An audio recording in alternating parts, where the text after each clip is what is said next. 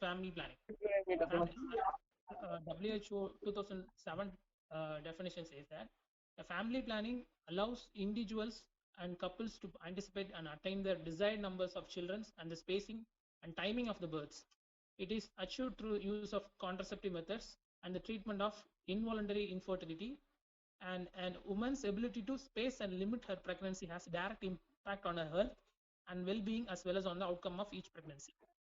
So the objective of family planning to avoid the unwanted births, to bring out the wanted births, and to regulate the intervals between the pregnancies and control the time at which births occur in relation to the ages of the parent, and to determine the number of children in the family. So first we have to select that who are all eligible couples. So eligible couples are currently married couple wherein the wife is in the reproductive age of between the age of 15 to 45 years. And the second is the target couples. It could be based on the term is applied to the couples who have already got 2 or 3 living children. Then also includes the family with 1 child or newly married couple. So contraceptive method, the first thing, what is ideal contraceptive? It should be safe, it should be effective and inexpensive, and the most important thing, it should be reversible and no need for any medical supervision, and it should be independent of coitus, and then also long lasting. And the most important part is no method meets the social and cultural and religious beliefs of the people. So the best present approach is cafeteria choice. So what is cafeteria choice? The cafeteria choice, that means offer all the methods from which an individual can choose according to his needs and wishes to promote the family planning as a way of life. That's what we are going to discuss about that. What are the various methods that will be discussed in the coming slides. And we all know that conventional contraceptive is that required action at the time of sexual intercourse. That is, it could be like examples of condoms, spermicides, etc. So the temporary methods or is spacing method. In spacing method, there are 3 way of spacing. First is barrier methods and intrauterine devices and hormonal methods. In barrier method, the physical method, you could have another 3 types. That first one is condom, diaphragm, and vaginal sponge. What is the condom is most widely used and known method. In Indian trade name, it is known as Nirod, and the how it acts is like it prevents the semen from depositing in vagina. And another important aspect is it prevents the sexually transmitted disease, and the effectiveness can be increased using along with condom. You can use if you're using spermicidal jelly, the effectiveness can be increased. The failure rate is around 2 to 3, can up to 14 per 100 women years. And another is female condom. It is it's a pouch of made up of polyurethane. The internal ring covers the cervix and the external rings covers the vagina. You can see that in the picture clearly. It has that closed end and the open end, and it's pre-lubricated for easily facilitation. And in this, already that spermicidal jelly is used, so spermicide is need not be used for this female condom. And the failure rate is much more higher than the male condom. It is 21 per 100 women years. And now, what is the advantage and the disadvantage of both this thing? The advantages are it is easily available, it is inexpensive, and it can be easily easy to use.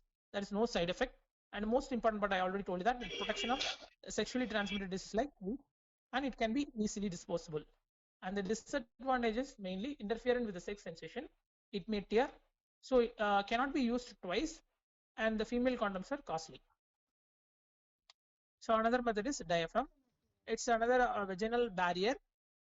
It is made up of synthetic rubber and plastic. You can see that clearly that the diaphragm fits through the cervical opening. It prevents the preventing the sperm from entering the uterus. So that the position is partially supported by the spring tension and partially supported by the muscle tension. So in this also, you can use the spermicidal jelly should be used, must used along with the diaphragm. So main advantage of this method is it has no side effect. Failure rate is 6 to 12 per 100 women's year. And the another method is vaginal sponge. It's very old method. It's employed more than 100 years. The USA trade name is today. It is made up of small polyurethane foams sponge. It's saturated with the spermicidal nanoxynol 9. It's less effective than diaphragm, and also has a failure rate is nearly 20 to 40 per 100 women's year. And another main disadvantage of this method, if the person uses more than 12 hours or 16 hours, it may cause toxic shock syndrome. So in barrier method, that is chemical method, you'll have foams, cream, and suppositories and soluble films. So in barrier method, first is foams. It available both in tablet and aerosol form. You can insert it into the vagina with a special applicator. You can see the picture in that right side. That special applicator is provided along with that, so they can directly insert it into the vagina. So there's creams, jellies, and paste. It is also spermicidal. It's squeezed from the tube and intended to from separating onto the contraceptive diaphragm on caps. You can see the picture clearly there given. And suppositories is also known as vaginal tablet, placed in the vagina and left to dissolve. And the soluble films also like that, the same method. They should be inserted manually and they dissolve. It causes the contraceptive effect. How they're working? The spermicide work by killing the sperm inside the vagina. And another important point, it causes a surface active agents which attach themselves to the spermatozoa and inhibit the oxygen uptake. So it kills us. Obviously, the sperms will die. The spermicide commonly uses nanoxynol 9. So what are the drawbacks? It has a higher failure rate. Must be introduced to the region where the sperms are deposited. Sometimes may cause burning or irritation, and beside the messiness, must be used immediately before the intercourse, and it should be repeated before each sex act. So that's another drawback of this method. In intrauterine devices, there are two non-medicated and medicated. In non-medicated, there's a most common that used in the late old days, that is first generation, and the first generation IUD, polyethylene or other appear in different shapes and sizes. It could be loops or spirals, coils, and rings and bows. And the Lippis loop is a double S-shaped device made up of polyethylene. It is a non-toxic, non-tissue reactive, extremely durable. So another important point is that it contains the barium sulfate to allow the X-ray observation, because sometimes they want to make sure that whether that IUD is placed in a correct position. So it also to make sure that they're coated with the barium sulfate for X-ray purpose. And also it contains the threads or tail. It's made up of fine nylon which projects into the vagina. You can see that picture clearly. That end of that, you can see that. And the second generation is a newer approach. Was tried by adding the copper. They are spiraled with the copper. You can see that that metallic copper had a strong anti-fertility effect. The copper IUDs have the effective life of the copper IUDs is last for 5 years. An addition of copper along the smaller device, which are easier to fit even in a nulliparous woman, the failure rate is 0.5% to 0.8% 100 women a year. You can see that how they are placed. Another IUDs, the variety of IUD, the earlier devices are copper 7 and copper T200, and the newer devices T copper 220C and T copper 380A, which has longer life, nearly 10 years, and Nova T, and then another is multi-loaded devices, copper 250 and copper 375. So the third generation based on the principle. Along they are using as a small amount of release of hormone. They are commonly used hormone in this progesterone, which is a you can see that is a T-shaped device filled with 35 milligram of progesterone. The hormone released 65 microgram per day daily, so that it causes a direct local effect on uterine lining and the cervical mucus, possibly on the sperms also. So it needs the problem of this third generation IUD is that they need a regular replacement nearly for at 1 year. They work only for 1 year, so that's a one drawback of third generation. And but the failure rate is comparatively low with the other methods. Nearly only 0.2% 100 women per year is a failure rate. And another third generation IUDs, LNG20 or Minera, which is levonorgestrel 20. You can see that it's a T-shape. It's a polyethylene frame. It contains the steroid reservoir, that is 52 milligram of levonorgestrel. At the end, you can see that monofilament polyethylene removal thread, and the shape is only 32 millimeter width and breadth, and it is also contains a very low pregnancy rate, that is nearly 0.2 per 100 women, and less number of ectopic pregnancy and lower menstrual blood loss and fewer days of bleeding, and it has better life than previous one. It has effective life for 10 years. So now the mechanism of action of IUDs, it causes the foreign body reaction in the uterus, causing cellular and biochemical changes in the endometrium. These changes impact the viability of the gamete and reduce its chances of fertilization rather than its implantation. And the hormone releasing IUD increase the viscosity of cervical mucus, that it prevents the sperm entering into the cervix, and also it maintains a high level of progesterone endometrium, which is unfavorable for implantation. So that another important point, and the timing of insertion, how they which time is ideal for insertion of intrauterine devices. It should be you can see that used IUDs placed with inserted with the plunker, and any time during the woman's reproductive period except this pregnancy is absolutely contraindicated. Most ideal time during or within the 10 days of the beginning of the menstruation, because at the time the diameter of the cervical cavity is greatest, and the expulsion rate is also very low. So that ideal time is during the or within the 10 days of the beginning of the menstruation. If it is the postpartum, ideally it's 6 weeks after the postpartum, but it can now they are within 48 hours also they are inserted, but it has more chance of expulsion, and perforation is also rates are very high.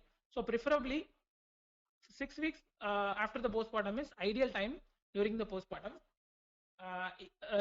If it is a first trimester abortion, you can insert it immediately after the first trimester abortion. Who are all the ideal IUD candidate? So who has born at least one child, no history of pelvic inflammatory disease, has normal menstrual periods, those who are willing to check the IUD tail, has an access to follow up the treatment and of the potential problems. It should be in the monogamous relationship. To the follow-up as the most important part in IUD insertion, because to provide the motivation and emotional support for the woman is very important, and to confirm the presence of the IUD, the patient should be able to check that tail regularly, whether it is in the place or it is expelled. It should be regularly checked and diagnose and treat any side effect or complication as most important part. Suppose patients have any fever or any bleeding irregularities or any other abdominal pain, they should check regularly to the doctor to follow up for this IUD. That's the most important part. So what are the advantages?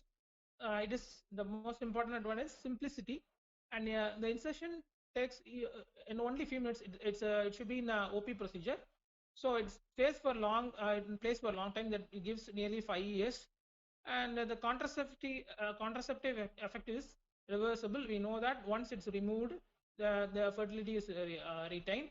So free of systemic metabolic side effect when compared to the other methods like OCP, there is no metabolic side effect and highest continuation rates, and only a single act of motivation is required. That once is already I mentioned that it stays for a long time.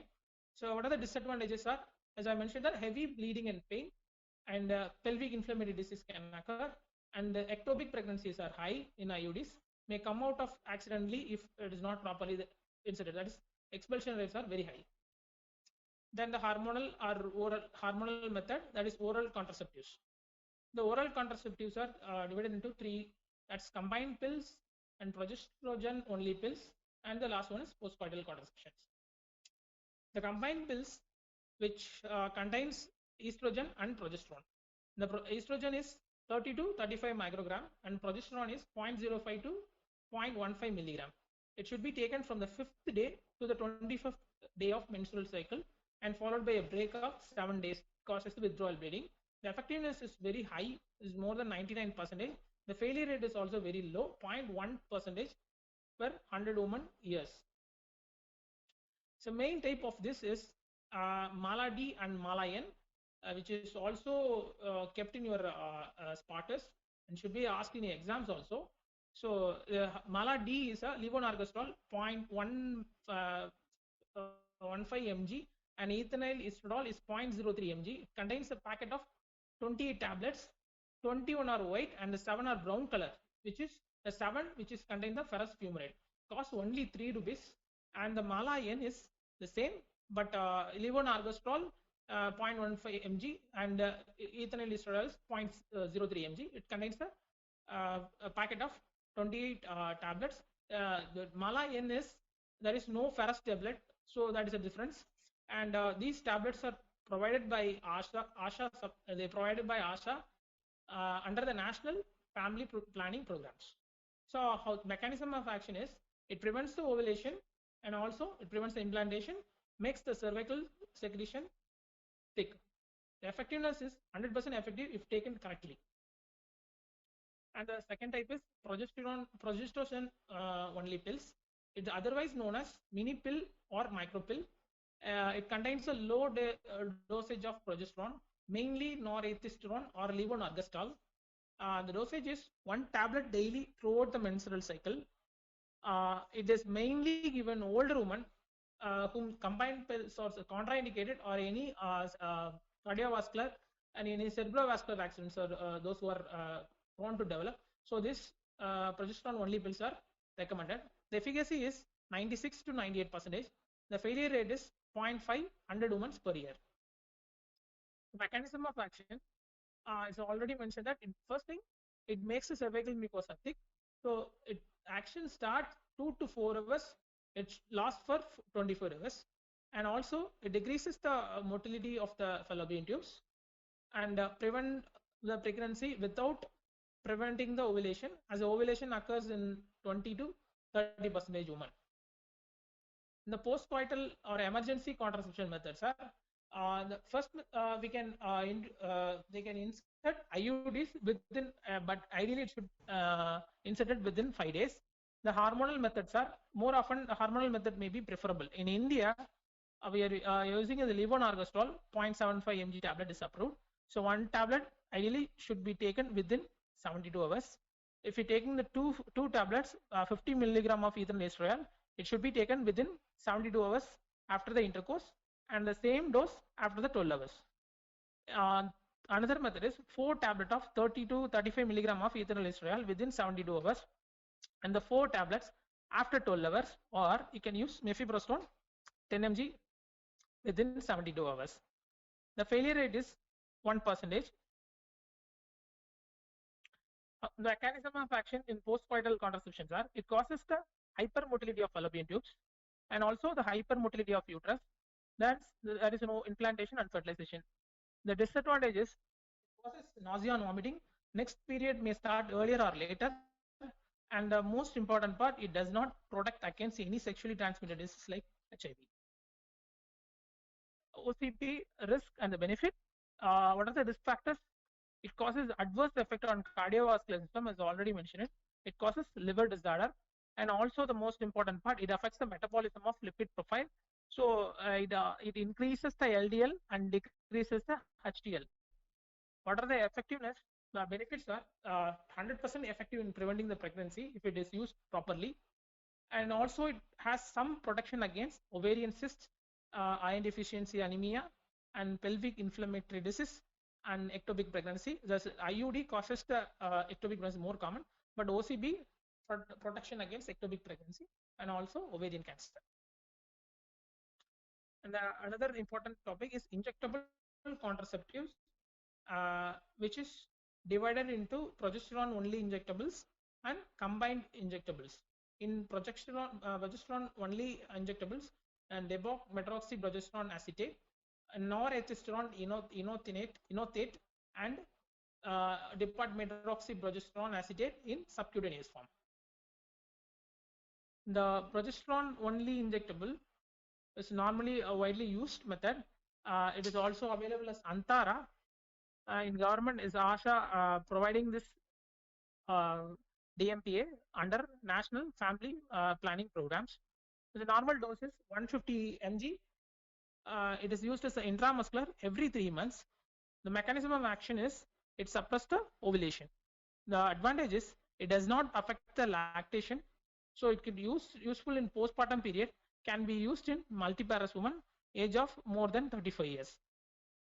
And another is norethistron inothate, which is dose is 200 mg IM, which is used for every 2 months.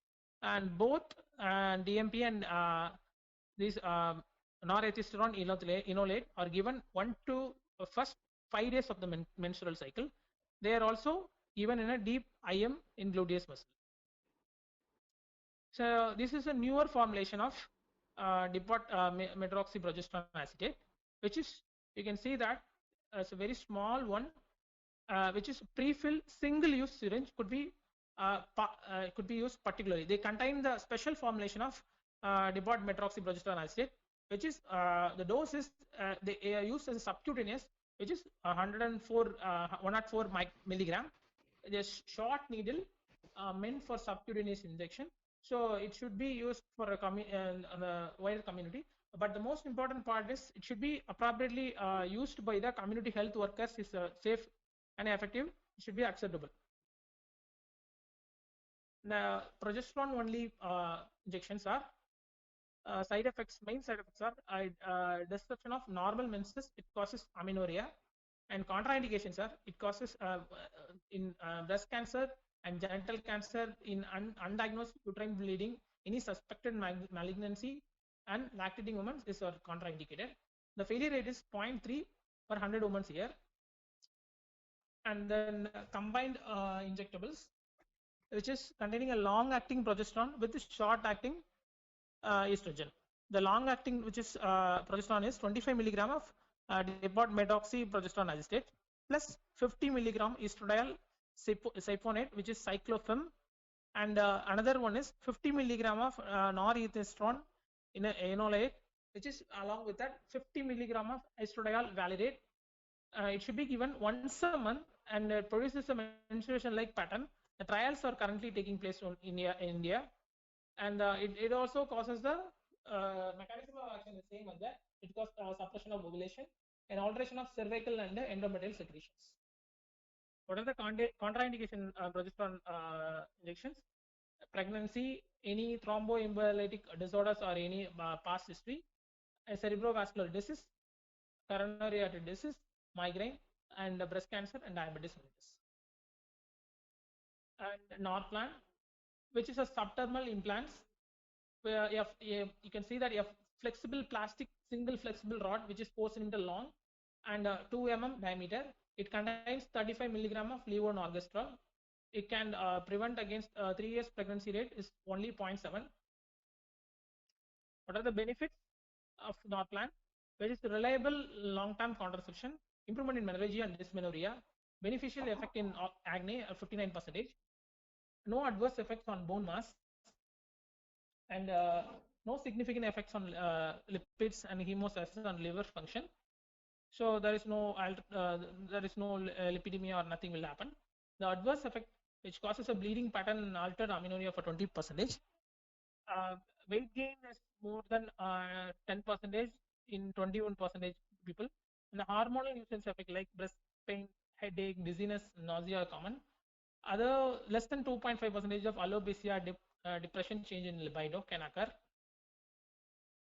So non-hormonal OCP, another important spotter for you. Chaya, which is centroman, is a non-hormonal, non-steroidal, which is non-carcinogenic, non-teratogenic pill. It's a estrogen receptor modulator. It is also provided by government under National Family Planning Program by ASHA. It causes the mechanism of action. It increases the movement of fertilized ovum through the fallopian tube, and it increases the rate of maturation of ovum. It should be how to take is for first 3 months. It should be take twice a week in a gap of 2 to 3 days. Suppose if a patient takes on Monday the first tablet, ideally it should be on Wednesday or Thursday should take the second tablet. So just like that, twice a week for the first 3 months, and then once a week thereafter for another 3 months. The failure rate is 1 to 200 women years. The last one is vaginal ring, which is this etinonorgestrol 125 microgram with ethinyl estradiol is 50 microgram daily. It should be used for 3 weeks with the withdrawal week, and it also works by inhibiting the ovulation, and cycle control is good, which is non-latex implanted intravaginally. The progesterone absorbs slowly to the vaginal mucosa. It should be stored in 2 to 8 degrees. If room temperatures, if you store the 2 to 8 degrees, then you can store up to 4 to 12 days. The effectiveness is overall perfect use failure rate is 0.3% only, but typically we can use failure rate is 8%. If you use it perfectly, the failure rate is only 3%. Otherwise, the failure rate may up to 8%. The natural methods is another like the standard days method. The standard days method is like the menstrual cycle divided into longest and shortest cycle. Suppose if 26 day to 32 days, then the shortest is 26 and the longest is 32 days. So the fertile period is like it should be begins on 18th to 19th day of the cycle. So the couple should abstain from sex for that particular period, fertile period. This is standard method. And the calendar rhythm method is also very similar. At the time of the ovulation, the couple should abstain from sex. And the basal body temperature is, so normally during the ovulation, the slight rise in that is 0.3 to 0.5 degrees Celsius increase in the body temperature due to the progesterone. So at the time that the temperature rise means that the ovulation occurs. So during that period, the couple should abstain from that sex. So this is basal body temperature. And the Billings method or cervical mucus secretion, which is based on the consistency of the cervical mucus during the menstrual cycle.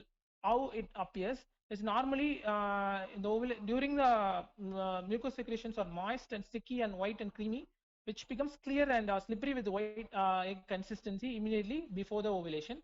So which is also called the big day. The mucus consistency becomes thicker 3 days after the ovulation, indicate that the fertile period. So based on the consistency, the ovulation during ovulation, the couple should abstain from sex. And the lactational amenorrhea is very common during that breastfeeding time. The ovulation is inhibited, so that period also they are there is no role of family planning needed. And the last is, as already mentioned, that abstains. And the coitus interruptus is during the ejaculation, the penis is withdraw from that female partner. That is coitus interruptus. And these methods are the failure rates are very high because the couple should highly motivated and they should aware of the menstrual cycle. So that the practical difficulties. So these methods are very higher failure rate. So at the end of the session, I just want to ask a few questions. So how to prescribe the pills, OCP pills? So when to start? First scenario. So A breastfeeding woman within the first 6 months of childbirth when to start a OCP. Suppose first 6 months of childbirth, and the second scenario is beyond 6 months of childbirth. Anyone can answer, uh, unmute and answer.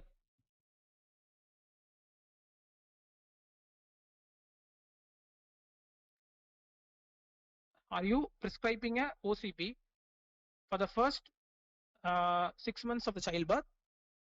If a person comes to you and asking, shall I take OCP or not?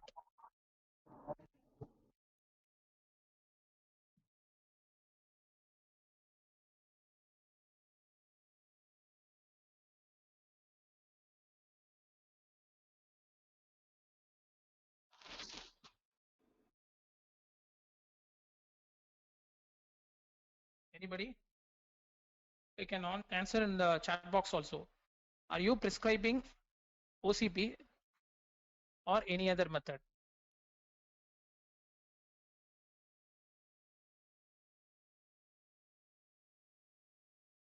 Okay. I'm just asking two questions.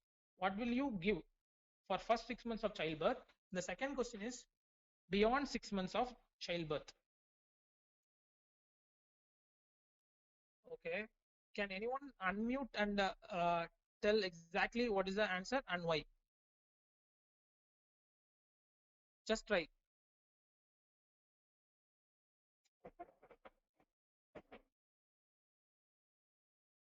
Okay, IUD, POP, and so many answers are coming.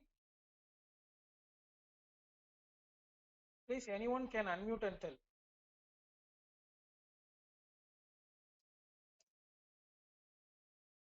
So nobody is willing to tell the answer. Okay. As I mentioned that first 6 months, we already know that the lactational amenorrhea. So there is no need of OCP. They're not recommended. Even if you needed that, we are prefer barrier method like condoms are used. But after the 6 months of the childbirth, most important, what is the most important part that you should aware that the person resumes to the normal menstrual cycle is the most important part, because if she misses that regular menstrual cycle after the 6 months of childbirth, then you have to look for pregnancy. We want to rule out the pregnancy, then only we can go for the another method. So if she is uses the menstrual cycle is normal, suppose if you suspect in pregnancy is rule out that, the next thing you can start the other methods like you can now you can give OCPs, or you can use another contraceptive methods like barrier methods like condoms. So next scenario is not breastfeeding within the first 4 weeks of childbirth and beyond 4 weeks after the childbirth. What will you do?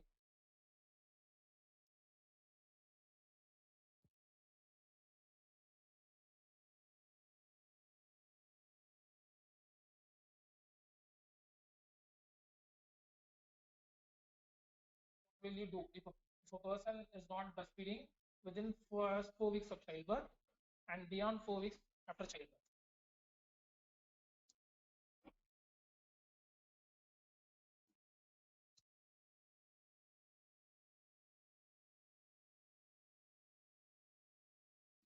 Or you prescribe OCP?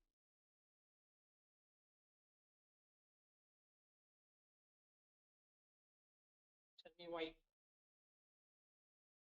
Any answers?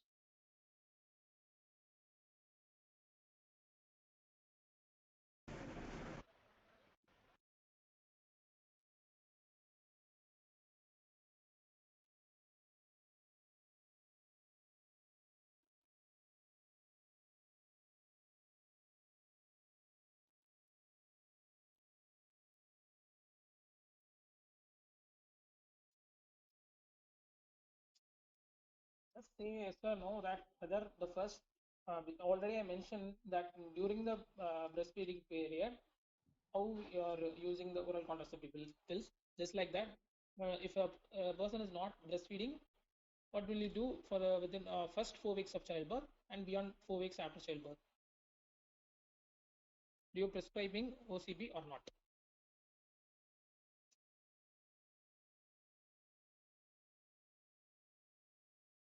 No answers for this question. I think I got some answers for the previous question. Okay, first 2 weeks not required, but the person is not breastfeeding. So lactational amenorrhea is not there. So you have to think about that within first 4 weeks of childbirth. I'm specifically telling that is not breastfeeding. So OCP can prescribe or not.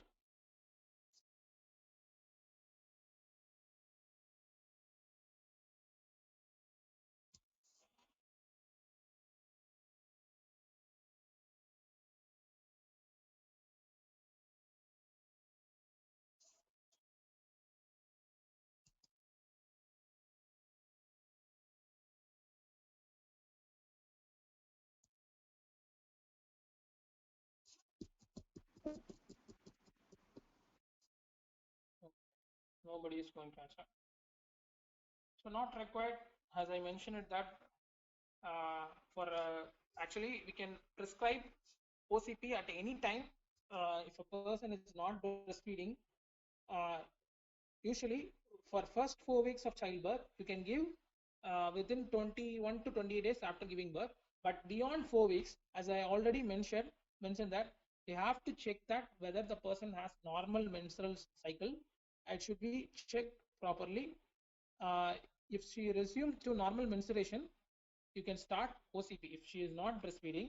But meantime, if she not resume to the normal cycle, as I mentioned, that you have to make sure that the person is uh, rule out the pregnancy. That is the most important thing. Okay, thank you. Have any doubt, you can ask or you can put in chat box. Anybody has any doubts?